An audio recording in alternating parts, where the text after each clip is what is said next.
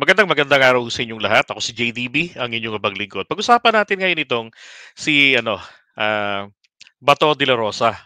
Sabi ni Bato de la Rosa rito gusto niya ako mag-security sa kanya. Kahit na one man security ako, haharangin ko lahat ng may threat sa buhay niya. Wow. Yan ang tunay na kaibigan, walang iwanan, di ba? Alam niyo, para sa akin, itong isang puntong ito, itong ganito, na pagbibigay niya ng assurance, kikibuloy, sumuko ka lang, humarap ka lang, di ba? Sa akin, okay ito eh. Rather than, sa ginagawa naman po ni Robin Padilla na, na harangin yung, citation against dito kay Kibuloy, di ba? Nung na-contempt ito. So, na kung saan pumunta lang doon para lang pala um, alamin at para sabihin na I object, Your Honor. 'Di ba? Tapos alamin niya paano niya ito ma-overturn. Kaya lang talaga naman kahit na marami silang kaalyado para kay Kibuloy, yung mga yun kasi yung iba nangihinayang po sa boto, 'di ba? Kaya ang kanilang tatargetin na lang, oras nang dumating ito sa yung committee report, hindi nila malamang pirmahan ito. At kung lumusot man sa ang committee report, if they have no choice but to sign, pagdating doon sa committee report nito, at dumating ng plenaryo, doon naman nila ito haharangin anumang resolution against Jan Kibuloy. Ako, okay po sa akin ito, itong kanyang offer na ganyan. Kung gusto niyang ibaba ang kanyang dignidad, okay lang po yan. Di ba? Wala namang masama dyan kung bigyan niya ng special treatment. Convincing Kibuloy na magpakita ka na. This is actually calling out Kibuloy to respect the Senate. Alright? At dyan naman po ay nag-react etong si Trillanes na bumabawi sa ginawa sa kanya ni Digong. Sabi niya, senators are elected to be protectors of the weak and powerless and be the voice of the voiceless. I agree. Itong mga alagad ni Duterte talagang wala sa ayos. Ito itong kay Bato de la Rosa in this statement, hindi naman ito tawag diyan yung sabihin natin na kinukonsinti niya. Bagkus hinihimok niya nga kasi natatakot nga daw na may death threat. Unlike naman po dito sa ibang mga senador, 'di ba? Oh. Then next, ito nga po, yung pag-aaresto. Sabi nung sa balita today, Davao top cops expects no resistance from Kibuloy's followers. Yan, kasi syempre alam din po nila yan na may banta yung mga, di ba, yung mga naghihintay, the Palmolive Girls and Company, naghihintay daw sila. Oh.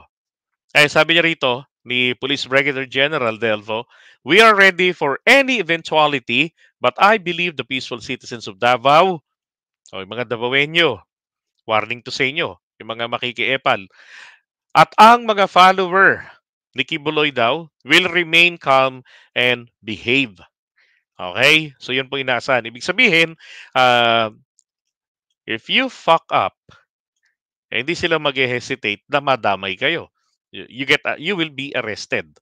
Okay? So panoorin nyo na lang kapag inaresto.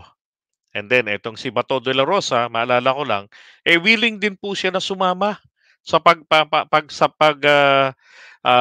hatid ng warrant of arrest, so pag-serve ng warrant of arrest kay Kibuloy.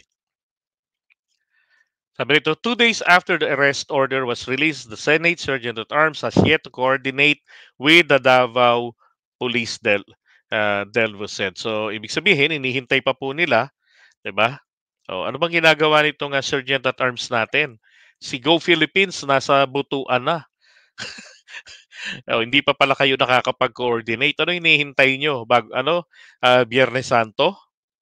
No, the PNP will, sabi niya rito, the PNP will just be assisting them. Pag dumating na sila dito, if they arrive here in Davao, according to Delvo, adding that only small police team will be deployed to provide assistance to the Senate enforcers. Okay?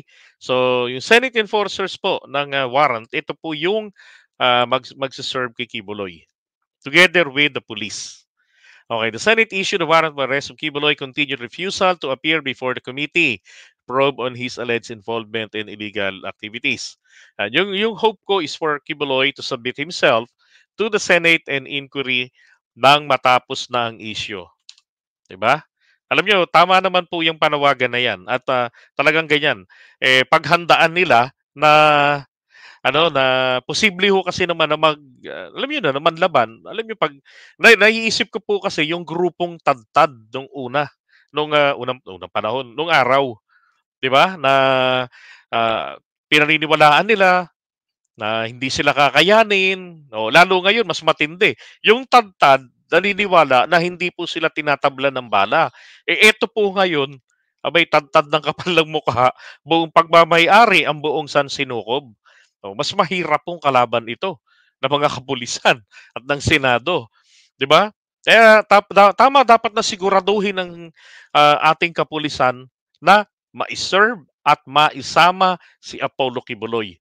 At kung sakaling ito ay mag-resist, then they must do something. 'Di ba? Against Kibuloy's will. Oh. At saka yung pag-serve na yan, hindi po yan pwedeng ikuha ng temporary restraining order. Diyos ko, kung sino man ang judge ng Davao City, ah, ang mag-i-issue po diyan ng warrant o ng temporary restraining order, malaki ang problema nun. Bakit? Ah, eh freedom, separation of powers ito. Etong exercise na to. At naglinaw na rin ang Korte Suprema diyan na may karapatan na gawin niyang mga ganyang klaseng pagdinig at magpaharap ng mga tao na desired nila at sa kanilang paraan na nandun sa kanilang rules. Yun ang sinabi ng Korte Suprema base doon sa kaso ni So nung dinesisyonan nila ito yung sa Farmally. Sa usapin ng due process.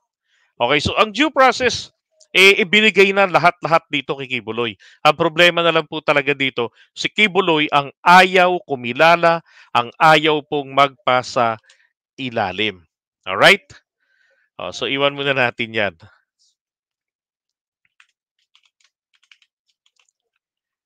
Okay, so ngayon pag-usapan naman natin ito.